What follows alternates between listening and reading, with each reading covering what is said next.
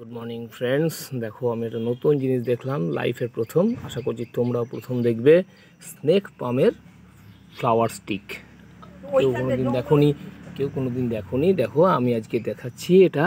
আমি একটা 2 বছর আগে আমরা ছোট্ট ওয়েস্ট ডাব্বায়, একটা তেলের ডাব্বার উপরে কাটা অংশতে আমি একটা স্নেক পাম লাগিয়েছিলাম। আজকে সেটা একটা অদ্ভুত সুন্দর ফুল দিল। জীবনে কোনোদিন ভাবিনি যে এরকম ফুল হয়, আজকে প্রথম দেখছি। আশা করছি বন্ধুরা তোমরাও জীবনে প্রথম দেখবে এই ধরনের ফ্লাওয়ার। ভালো করে দেখো, একটা নতুন জিনিস, আশ্চর্য আমার কাছে মনে হলো।